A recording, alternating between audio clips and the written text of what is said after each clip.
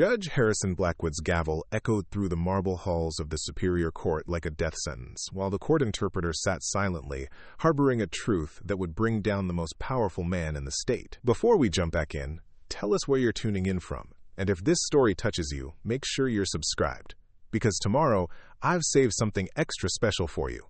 The morning sun cast long shadows across the polished floors of the Riverside County Superior Courthouse, as Elena Vasquez adjusted her headset and opened her notepad to a fresh page.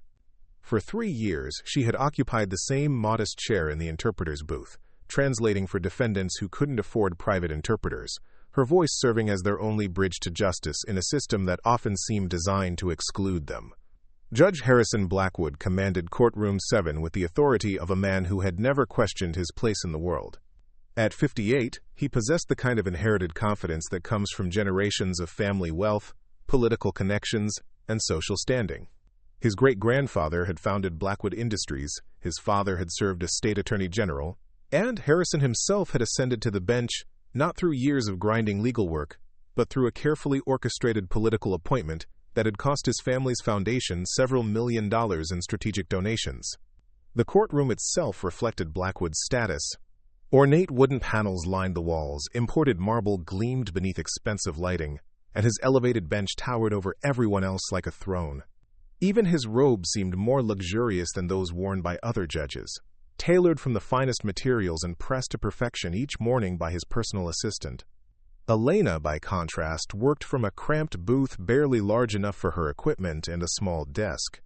Her county-issued headset had seen better days, the foam padding compressed from years of use, and her notepad was the same basic type available at any office supply store.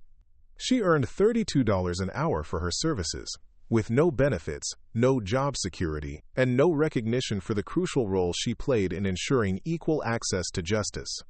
This particular morning brought a high-profile case that had dominated local news for weeks.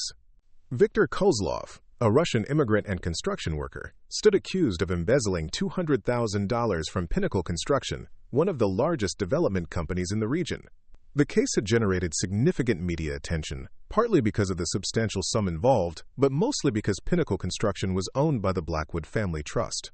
Elena had reviewed the case files the night before, a practice that helped her prepare for technical terminology and complex legal concepts. Something about the charges had struck her as unusual. Kozlov, according to his employment records, earned $18 an hour and had worked for Pinnacle for only 8 months. The idea that he could have embezzled such a large sum seemed implausible, but she had learned long ago that her job was to translate, not to judge. As the morning proceedings began, Elena watched Kozlov enter the courtroom, flanked by his overworked public defender, a recent law school graduate named Marcus Chen, who carried the exhausted look of someone handling far too many cases with far too few resources. Kozlov himself appeared nervous and confused, his limited English clearly insufficient for understanding the complex legal proceedings that would determine his fate. Judge Blackwood called the court to order with his characteristic air of impatience, as if the entire process was beneath his attention. District Attorney Patricia Morrison, an ambitious prosecutor known for her aggressive tactics and political aspirations, rose to present the state's case with the confidence of someone who had never lost a high-profile trial. The prosecution's narrative was straightforward and damning.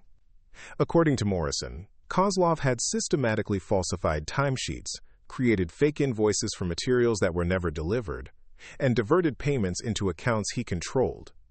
The evidence seemed overwhelming, bank records showing large deposits into an account bearing Kozlov's name, forged signatures on company documents, and testimony from Pinnacle's accounting department confirming the missing funds.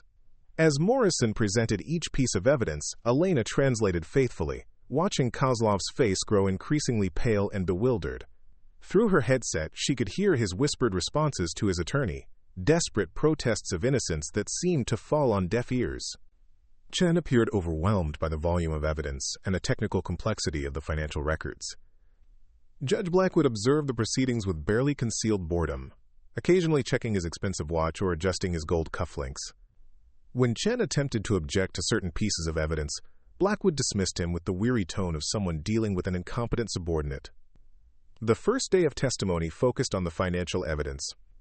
Pinnacle's chief financial officer, a nervous man named Robert Hayes, presented a detailed analysis of the missing funds. Through Elena's translation, Kozlov learned for the first time about bank accounts he allegedly controlled, invoices he supposedly created, and transactions he had never heard of. During a brief recess, Elena overheard Hayes speaking quietly with Morrison near the prosecutor's table. His voice was tense, almost frightened, as he mentioned something about pressure from above and making sure this goes smoothly. Morrison's response was sharp and dismissive, reminding Hayes that his testimony was crucial for the conviction. Elena filed this interaction away in her mind, though she wasn't sure why it struck her as significant. Over the years, she had developed an almost supernatural ability to read the emotional undercurrents in a courtroom, and something about Hayes's demeanor suggested fear rather than righteous indignation over the alleged theft. The second day brought character witnesses for the prosecution.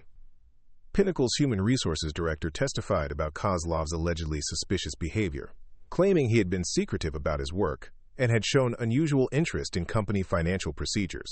A co-worker described seeing Kozlov working late hours alone, supposedly when he could have been manipulating company records. Elena found herself growing increasingly uncomfortable as she translated these testimonies. Kozlov's responses through his attorney painted a very different picture. A dedicated worker who stayed late because he took pride in his craftsmanship, who asked questions about company procedures because he wanted to do his job correctly, and who had never shown any interest in financial matters beyond his own paycheck. Judge Blackwood's handling of the trial became increasingly problematic as the days progressed. He consistently ruled in favor of the prosecution, even when Chen's objections seemed legally sound. When Chen attempted to present evidence about Kozlov's character or financial situation, Blackwood dismissed it as irrelevant. When the defense tried to call witnesses who could speak to Kozlov's honesty and work ethic, the judge severely limited their testimony. On the third day, Chen attempted to introduce evidence suggesting that the bank account containing the stolen funds had been opened using forged identification. Blackwood refused to allow the evidence, claiming it was speculative and would confuse the jury. Elena noticed that Morrison seemed relieved by this ruling, though she tried to hide her reaction. During lunch break that day, Elena found herself in the courthouse cafeteria when she overheard a conversation between two court clerks. They were discussing rumors about Judge Blackwood's financial difficulties, something about bad investments and mounting debts that his family's wealth could no longer cover. One clerk mentioned hearing that Blackwood owed significant money to some very dangerous people. Elena initially dismissed this as courthouse gossip, but later that afternoon she noticed something that made her reconsider. When Morrison was presenting evidence about the timing of the alleged embezzlement, she referenced bank records showing that the thefts had occurred over a 6-month period ending just 2 months earlier. Elena realized this timeline coincided almost exactly with reports about Blackwood's gambling debts that had been whispered about in legal circles. The fourth day brought what Morrison claimed would be the prosecution's most damning evidence: security footage allegedly showing Kozlov accessing computer systems after hours. As the grainy video played for the jury, Elena translated Kozlov's increasingly frantic denials. The figure in the video was wearing a construction helmet and jacket, making identification difficult, but Morrison insisted it was clearly the defendant. Chen objected to the quality of the footage and the lack of clear identification, but Blackwood overruled him immediately. The judge's irritation with the defense attorney seemed to grow with each objection, and Elena began to sense something beyond normal judicial impatience in his responses. That evening, Elena made a decision that would change everything. Instead of going home to her small apartment, she drove to the public library and began researching the Blackwood family's recent financial history. What she found confirmed her growing suspicions. Harrison Blackwood had indeed accumulated substantial gambling debts over the past year, and there had been rumors about pressure from creditors. More disturbing was what she discovered about Pinnacle Construction's recent financial situation. The company had been struggling with cost overruns on several major projects, and there had been reports of missing funds from multiple job sites. The Kozlov case represented only a fraction of the missing money, but it was the only case that had resulted in criminal charges. Elena also found records of political donations from Pinnacle Construction to various judicial campaigns, including substantial contributions to the Political Action Committee that had supported Blackwood's appointment to the bench. The connections were becoming clearer, but she still needed more concrete evidence. The fifth day of trial brought the prosecution's closing arguments. Morrison painted Kozlov as a calculating thief who had exploited his employer's trust to steal money that rightfully belonged to hardworking investors and employees. Preparing and narrating this story took us a lot of time, so if you are enjoying it, subscribe to our channel. It means a lot to us. Now, back to the story. She emphasized the strength of the financial evidence and dismissed the defense's claims of innocence as desperate attempts to avoid responsibility. Chen's closing argument was passionate but undermined by the limitations Blackwood had placed on his defense. He could only argue that the evidence was circumstantial and that reasonable doubt existed, but he had been prevented from presenting alternative theories or challenging the investigation's thoroughness. As Elena translated Chen's final plea for justice, she watched Kozlov's face and saw a man who had already accepted his fate. The evidence against him was overwhelming, the judge had consistently ruled against his defense, and his attorney had been outmatched by the prosecution's resources. Elena realized that unless something dramatic happened, an innocent man was about to be convicted of a crime he didn't commit. That night, Elena made copies of everything she had researched about the Blackwood family finances and Pinnacle Construction's problems. She also reviewed her notes from the trial, looking for inconsistencies and patterns that others might have missed. What emerged was a picture of systematic corruption that extended far beyond a simple embezzlement case. The sixth day was scheduled for jury deliberation, but Elena knew she couldn't remain silent any longer. She had spent her entire career as an invisible figure in the justice system, faithfully translating without inserting her own opinions or observations. But this case was different. This was about more than translation. It was about justice itself being corrupted by power and money. As the jury filed out to begin their deliberations, Elena made a decision that would either vindicate her faith in the justice system or destroy her career entirely. She requested a private meeting with Chen, claiming she had important information about the case that couldn't wait. Chen was initially skeptical when Elena approached him in the courthouse hallway. Public interpreters were expected to remain neutral and professional, and her request for a private meeting was highly unusual. But something in her expression convinced him to listen. In a small conference room away from the main courtroom, Elena began to share what she had discovered about the connections between Judge Blackwood, Pinnacle Construction, and the timeline of the alleged embezzlement.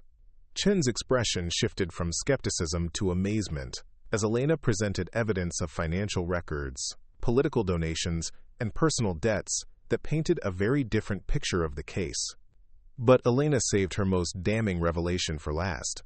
During her research, she had discovered that the bank account, allegedly controlled by Kozlov, had been opened using identification documents that contained subtle errors in Russian spelling and grammar.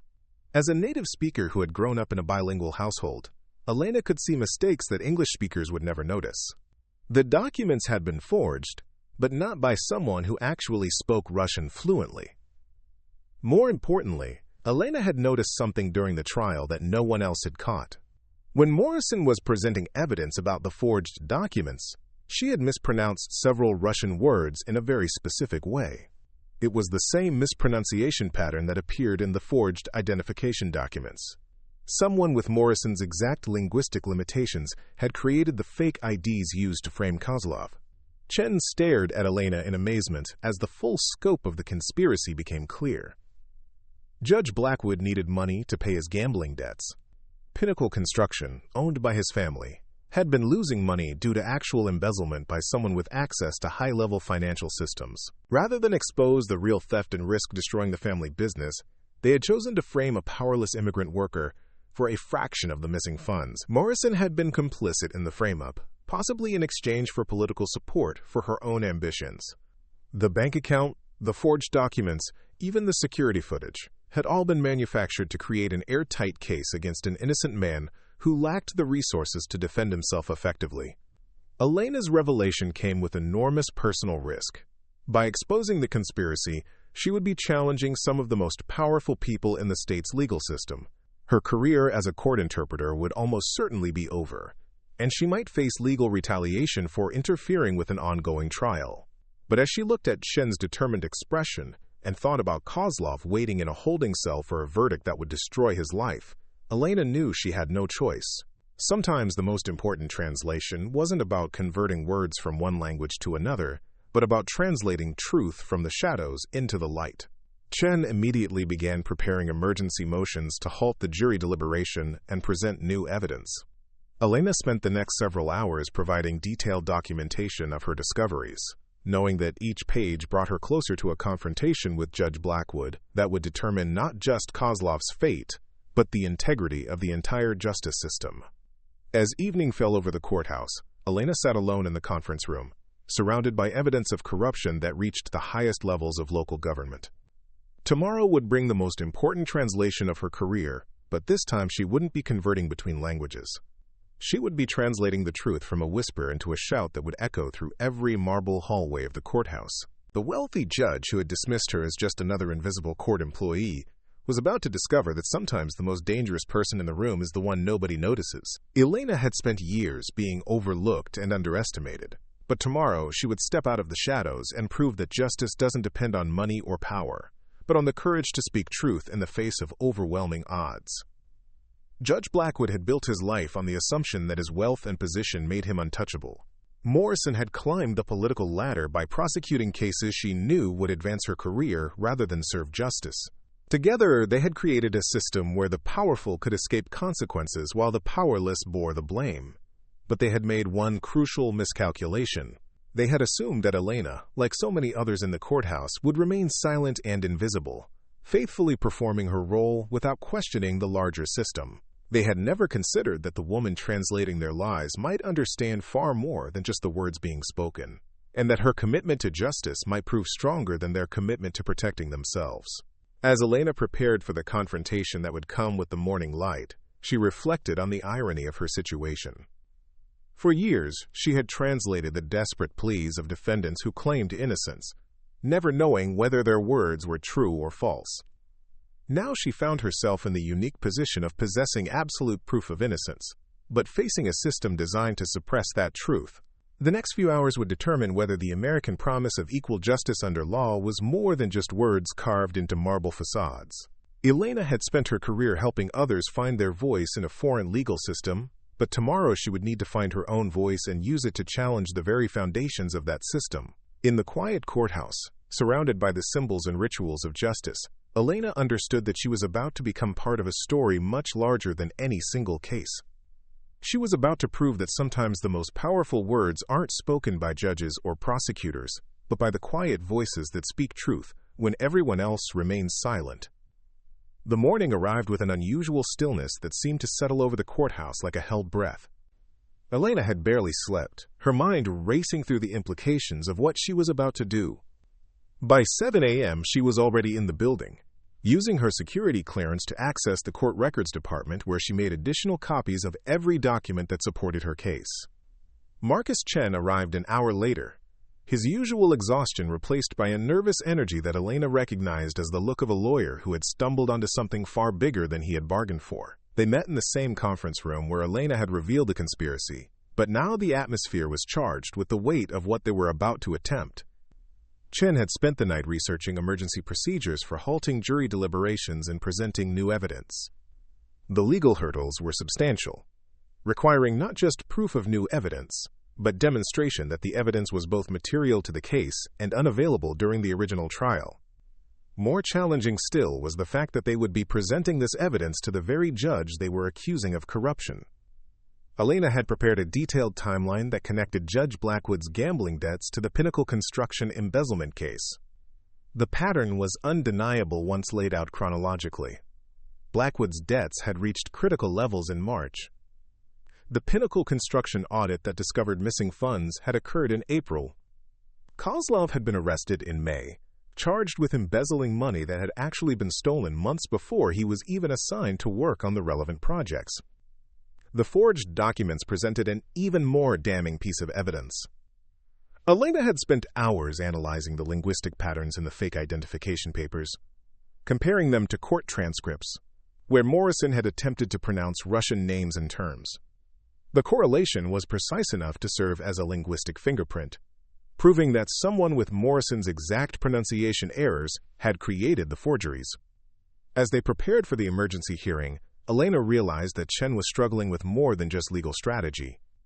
He was grappling with the magnitude of what they were alleging. Accusing a sitting judge of corruption was career suicide for a young public defender, But Chen had seen enough injustice in his brief career to recognize that some battles were worth fighting regardless of personal cost. At 9 a.m., Chen filed the emergency motion to halt jury deliberations and present newly discovered evidence. The motion included Elena's research, her linguistic analysis of the forged documents, and a formal affidavit detailing her observations during the trial. The courthouse buzzed with rumors within minutes as clerks and bailiffs whispered about the unprecedented nature of the filing. Judge Blackwood's initial reaction was predictable fury. He summoned Chen to his chambers, his face flushed with indignation at what he clearly saw as a desperate attempt to disrupt a concluded trial. Elena waited in the hallway outside, knowing that her presence would only inflame the situation further, but ready to provide additional evidence if needed. The confrontation in chambers was brief but explosive. Chen later described Blackwood's response as a mixture of outrage and barely controlled panic. The judge had demanded to know where Chen had obtained his information and had threatened sanctions for filing frivolous motions. But when Chen had presented the documentary evidence, linking Blackwood's financial problems to the timeline of the case, the judge's anger had given way to a more careful, calculating demeanor. Blackwood's decision to grant a hearing on the motion surprised everyone, including Chen. A more innocent judge might have dismissed the allegations outright or referred them to another court for investigation. Instead, Blackwood scheduled an emergency session for that afternoon, claiming he wanted to address the accusations quickly to avoid further disruption to the judicial process. Elena suspected that Blackwood's willingness to hold the hearing was itself evidence of guilt. An innocent judge would have confidence in his ability to refute false accusations, but a guilty one might believe he could use his position to control the narrative and discredit his accusers before they gained momentum. The afternoon hearing drew an unusual crowd of court personnel, attorneys, and journalists who had caught wind of the extraordinary allegations. Elena took her usual place in the interpreter's booth, but for the first time in her career, she knew she would be more than just a translator. She would be a central witness in proceedings that could reshape the local legal system. District Attorney Morrison attended the hearing with a team of prosecutors, her usual confidence replaced by visible tension. She had clearly been briefed on the nature of Chen's allegations, and Elena could see the calculation in her eyes as she assessed the potential damage to her own career and political ambitions. Judge Blackwood called the hearing to order with his characteristic authority, but Elena noticed subtle signs of stress in his demeanor. His usually perfect composure showed small cracks. His hands trembled slightly as he arranged his papers, and his voice carried an edge of strain that she had never heard before. Chen began by presenting the timeline connecting Blackwood's financial problems to the Kozlov case.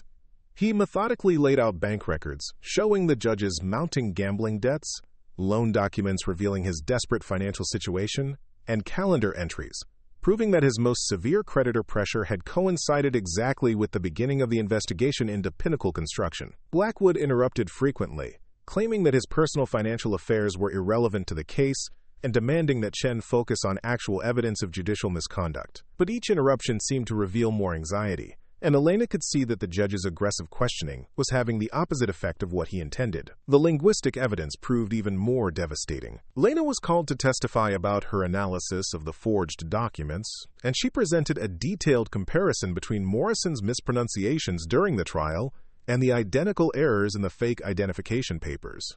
Speaking clearly and methodically, Elena demonstrated that the person who had created the forgeries had made exactly the same linguistic mistakes that Morrison had made when attempting to pronounce Russian words in court. Morrison's reaction to this testimony was immediate and telling. She objected strenuously to Elena's qualifications as a linguistic expert, but her protests only drew more attention to the damning evidence. Elena calmly explained her background as a native Russian speaker, her education in linguistics, and her years of experience translating complex legal proceedings. When Chen asked Elena to explain how she had discovered the discrepancies, her answer sent shockwaves through the courtroom. She described noticing Morrison's pronunciation errors during the trial and realizing that the same errors appeared in documents that were supposed to have been created by a native Russian speaker. The probability of such a correlation occurring by chance was essentially zero. Blackwood's attempts to discredit Elena's testimony grew increasingly desperate. He questioned her objectivity, her right to conduct independent research about an ongoing case, and her motivations for interfering in judicial proceedings. But each attack only highlighted the strength of her evidence and the weakness of his position. The breakthrough came when Chen presented phone records showing calls between Blackwood and Pinnacle Construction executives during the critical period when the investigation was being conducted. The records revealed that Blackwood had been in direct contact with company officials even before the case was assigned to his courtroom, a clear violation of judicial ethics that suggested coordination between the judge and the supposed victims of the crime. Elena watched Morrison's face during this revelation and saw the moment when she realized the conspiracy was unraveling. The prosecutor's political instincts kicked in as she began to distance herself from Blackwood, subtly shifting her position to suggest that she had been deceived rather than complicit. But Elena's most explosive testimony was yet to come. Chen asked her to describe any other observations she had made during the trial that seemed unusual or suspicious. Elena took a deep breath and began to detail conversations she had overheard, inconsistencies she had noticed in witness testimony, and pressure she had observed being applied to prosecution witnesses. The culminating moment came when Elena revealed that she had witnessed a private meeting between Blackwood and Morrison in his chambers during a recess on the second day of trial. She had been returning equipment to a storage room adjacent to the chambers when she heard raised voices. Through the thin wall, she had clearly heard Morrison expressing concerns about the weakness of their evidence, and Blackwood reassuring her that he would ensure a conviction regardless of the defense's arguments. The courtroom erupted as Elena finished her testimony. Blackwood's face had gone ashen, and Morrison was frantically conferring with her assistants.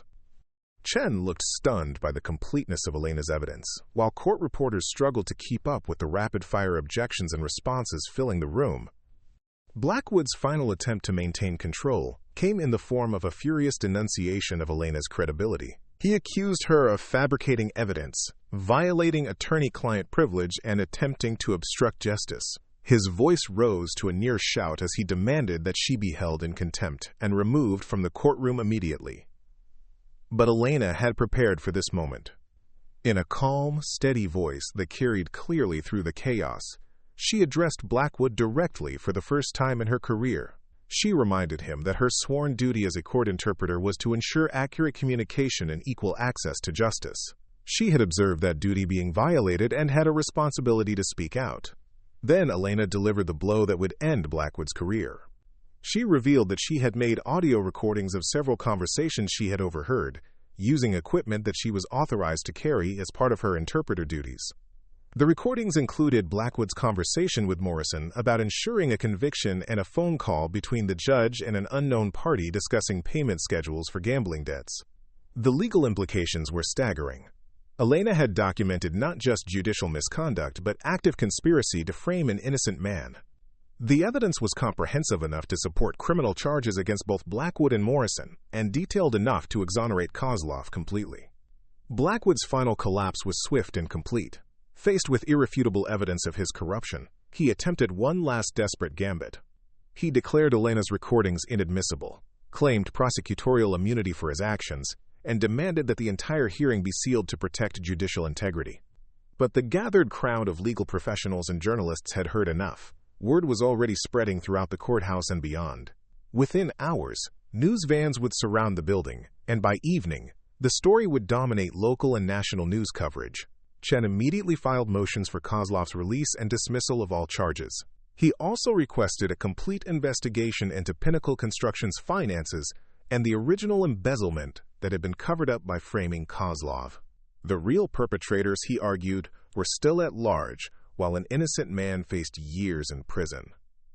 The broader implications of Elena's revelations began to unfold rapidly. Other cases that Blackwood had presided over came under scrutiny, particularly those involving defendants who lacked resources for adequate representation. Defense attorneys who had suspected judicial bias now had concrete evidence to support appeals and retrials. Morrison's political career ended before the day was over. Facing potential criminal charges and professional sanctions, she resigned her position and withdrew from the attorney general race she had been favored to win. The ambitious prosecutor who had built her reputation on high-profile convictions now faced the possibility of becoming a defendant herself. Elena's transformation from invisible court employee to central figure in a corruption scandal was complete, but it came with significant personal costs. Her career as a court interpreter was effectively over, as her role in exposing the conspiracy had irrevocably changed her relationship with the judicial system. She faced potential retaliation from those still loyal to Blackwood and uncertain prospects for future employment in the legal field. Viktor Kozlov was released that evening, the charges against him dismissed with prejudice. His reunion with his family was emotional and grateful, but the ordeal had taken a severe toll. Months of stress, legal fees he couldn't afford, and the stigma of criminal charges had devastated his life, even though he was ultimately proven innocent. The investigation that followed Elena's revelations uncovered a web of corruption that extended far beyond the initial case. Pinnacle Construction had been systematically embezzling from multiple projects, with the stolen funds being diverted to cover gambling debts and personal expenses for Blackwood family members. The total amount exceeded $2 million, making Kozlov's alleged theft seem insignificant by comparison. Elena's linguistic analysis proved crucial in identifying the real perpetrators. The same pronunciation patterns that had exposed Morrison's involvement in the forgeries appeared in other documents throughout the conspiracy. Computer forensics confirmed that multiple fake identities had been created using the same linguistic mistakes, all traceable to Morrison's office. The banking records that had seemed so damning when presented against Kozlov revealed their true significance when viewed in the broader context of the conspiracy. The account that supposedly belonged to him had been created as part of an elaborate money laundering scheme designed to hide the flow of embezzled funds.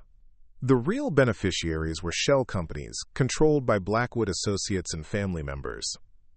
Within weeks of Elena's testimony, federal investigators had taken over the case. The scope of the corruption required resources and expertise beyond what local authorities could provide. The FBI's Financial Crimes Unit began unraveling transactions that spanned multiple states and involved millions of dollars in fraudulent transfers. Elena found herself in the surreal position of being both celebrated as a whistleblower and ostracized by parts of the legal community that saw her actions as a dangerous precedent. Some praised her courage in speaking out against corruption, while others worried about the implications of court personnel independently investigating ongoing cases. The media attention was overwhelming and largely unwelcome. Elena had spent her career avoiding notice, and suddenly found herself the subject of newspaper profiles, television interviews, and documentary filmmakers seeking to tell her story. She declined most requests, preferring to let her evidence speak for itself rather than becoming a public figure.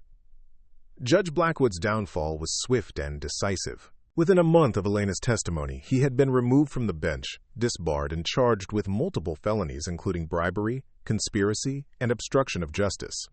His family's political influence, which had seemed so powerful, proved useless in the face of overwhelming evidence of criminal behavior.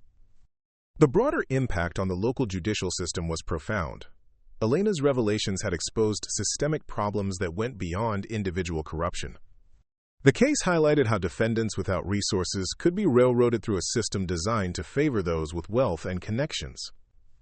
Reform efforts began immediately, focusing on transparency, oversight, and protection for court personnel who witnessed misconduct. Elena's personal situation remained complicated. While her actions had been vindicated by subsequent investigations, her future in the legal field was uncertain.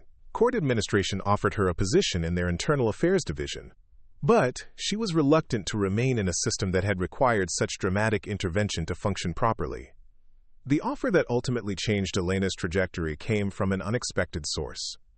The Federal Bureau of Investigation, impressed by her investigative skills and linguistic expertise, offered her a position as a special agent focusing on financial crimes involving foreign nationals.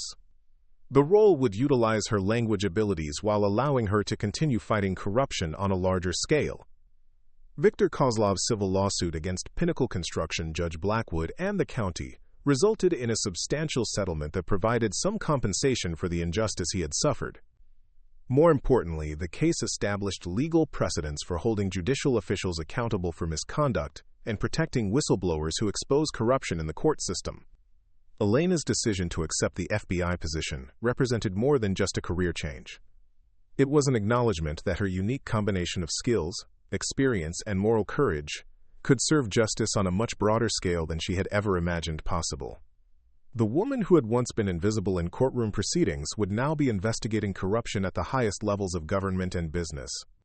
The transformation was complete when Elena walked into her new office at the FBI field headquarters 6 months after the trial that had changed everything. Her first case involved investigating a federal judge suspected of taking bribes in immigration proceedings, the kind of complex, high-stakes investigation that required exactly her combination of linguistic expertise and understanding of judicial corruption. As she reviewed the evidence files, Elena reflected on the journey that had brought her from a cramped interpreter's booth to a federal law enforcement career.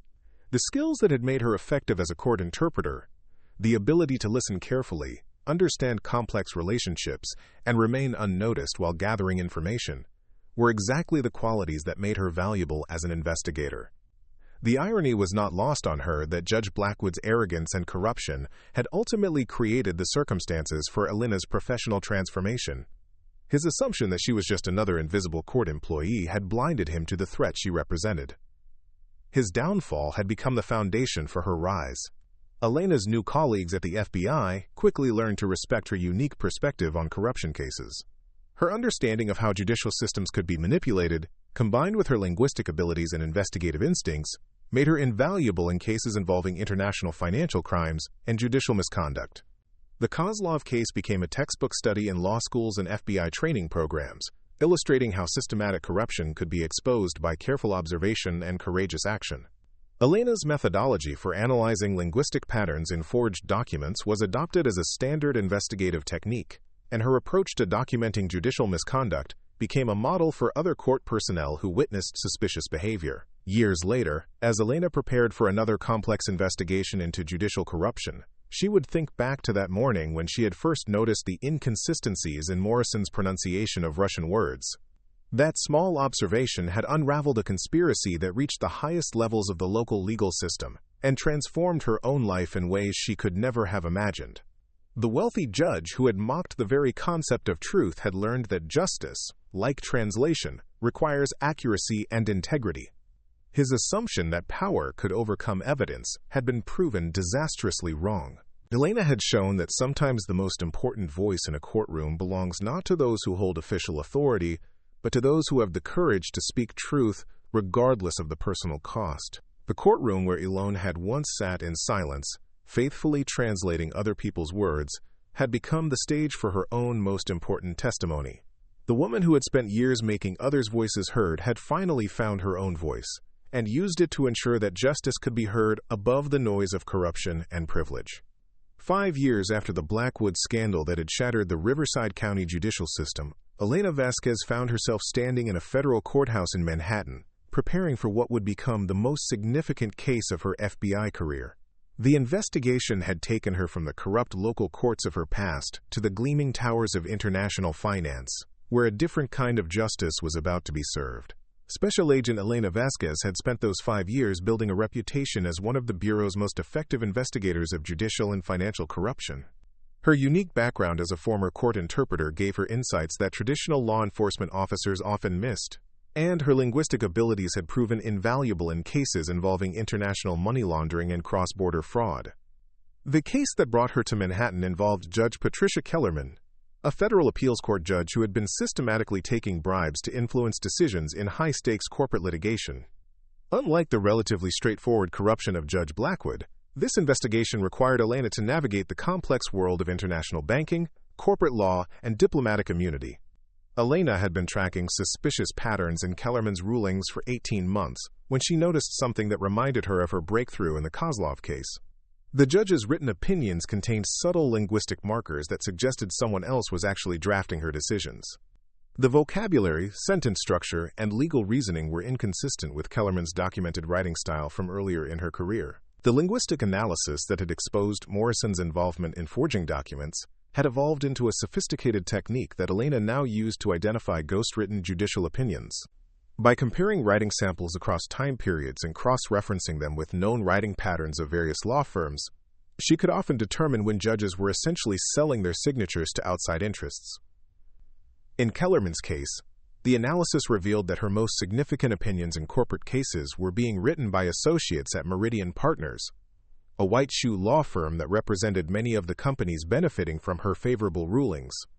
The correlation was too precise to be coincidental, and the financial benefits too substantial to ignore. Elena's investigation had uncovered a sophisticated network of corruption that operated like a high-end subscription service for wealthy litigants.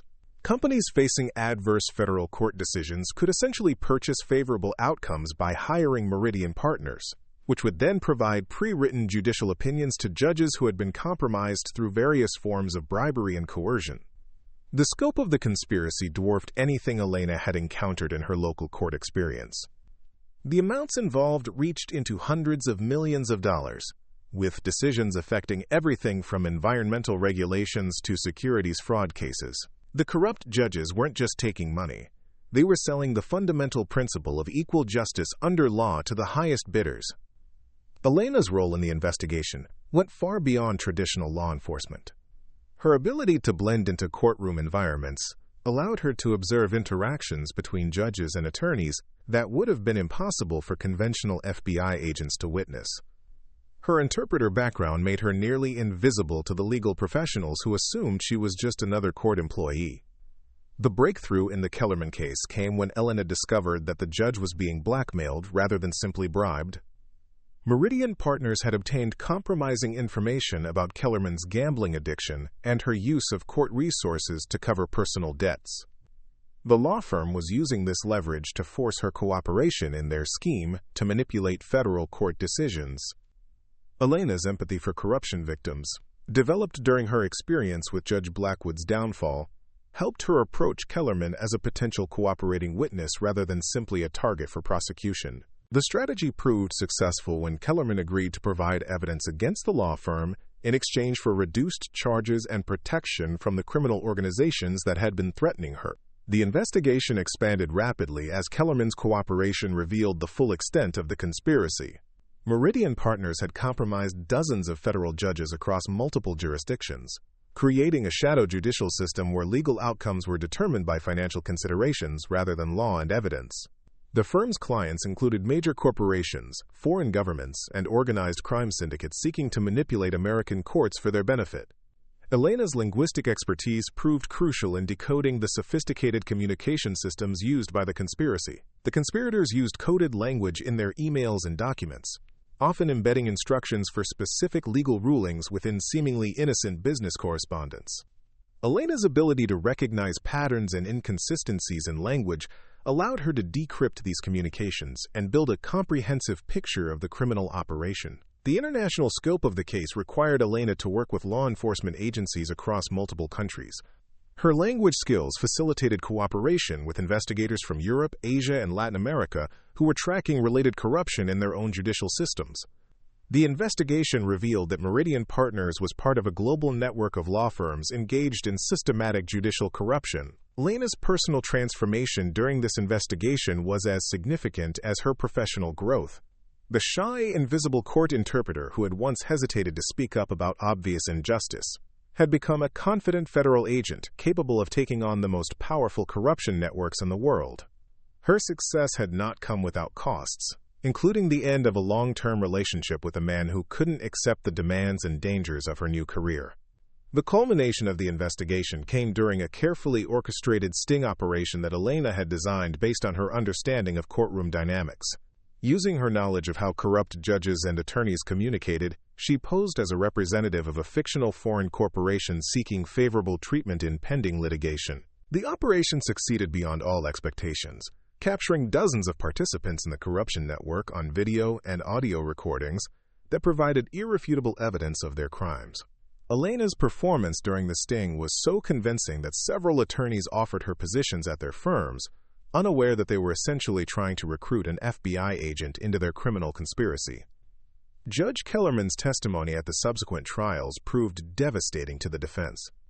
Her detailed account of how the corruption network operated, combined with Elena's documentary evidence and recorded conversations, resulted in convictions for more than 60 individuals, including 12 federal judges, 37 attorneys, and numerous corporate executives. The sentences handed down reflected the seriousness of the crimes and the damage they had done to public faith in the judicial system. Several judges received prison terms exceeding 20 years, while the masterminds of the conspiracy faced life sentences for their roles in systematically corrupting federal courts. Elena's role in exposing the conspiracy earned her recognition at the highest levels of the Justice Department. She received the FBI's highest honor for investigative excellence and was promoted to supervise a new unit dedicated to investigating judicial corruption. Her success had transformed her from an overlooked court employee into one of the Bureau's most valuable assets. The broader impact of Elena's investigations extended far beyond the specific cases she had solved. Her work had led to comprehensive reforms in court security, judicial oversight, and transparency requirements that made it much more difficult for corruption networks to operate undetected. Law schools began teaching courses based on her investigative techniques, and her methods were adopted by law enforcement agencies worldwide. Elena's evolution from court interpreter to FBI supervisor represented more than personal success. It embodied the principle that justice depends on ordinary people having the courage to challenge extraordinary corruption. Her willingness to risk her career to expose Judge Blackwood's crimes had set in motion a chain of events that ultimately protected the integrity of courts across the nation. The woman who had once translated other people's words into English had become fluent in the language of justice itself, speaking truth with an authority that no amount of wealth or political influence could silence. Her voice, once confined to the interpreter's booth, now echoed through federal courtrooms where the most powerful criminals learned that their money and connections could not purchase immunity from the consequences of their crimes. As Elena prepared for her next investigation, a complex case involving Supreme Court justices suspected of taking bribes from foreign governments, she reflected on the journey that had brought her from translating desperate pleas in a county courthouse to investigating corruption at the highest levels of American government. The skills remained the same: careful observation, pattern recognition, and the courage to speak uncomfortable truths to powerful people who preferred silence. The invisible woman had become impossible to ignore, and her commitment to justice had proven more powerful than any conspiracy designed to subvert it. Elena Vasquez had found her voice in that moment when she chose to challenge Judge Blackwood's corruption, and she had been speaking truth to power ever since, ensuring that the promise of equal justice under law remained more than just words carved in stone. Up next, you've got two more standout stories right on your screen. If this one hit the mark, you won't want to pass these up. Just click and check them out.